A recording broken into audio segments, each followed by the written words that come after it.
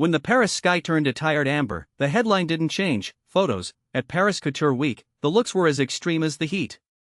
The city itself was a hotspot, with temperatures hovering well above the comfortable 20-degree baseline, and the fashion world was no different. Cruising down the runway, models lined up with couture that seemed to reflect the daylight back onto the floor, while the designers' creations, silk, linen, even engineered fibers, literally screamed for a breath of cold air. The heat came as a full-blown phenomenon affecting not just the streets but also the runway.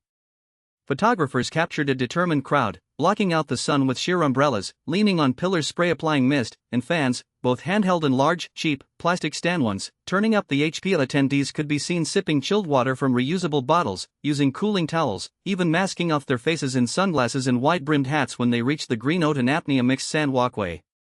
The couture shows themselves were no quieter affair.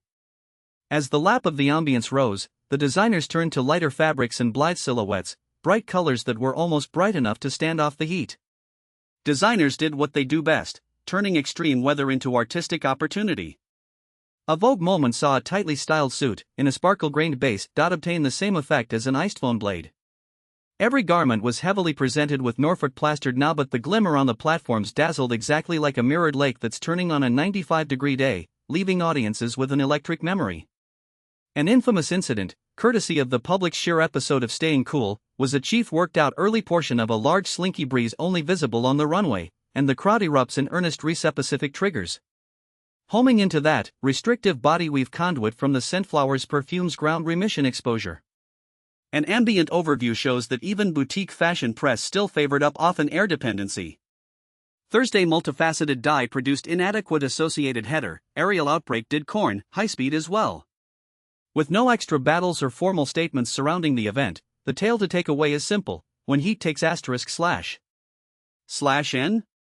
We open with heat, the show binds practicality. We watch the final in 3 major glimpses. The prints stand out on the afternoon's bronze onions.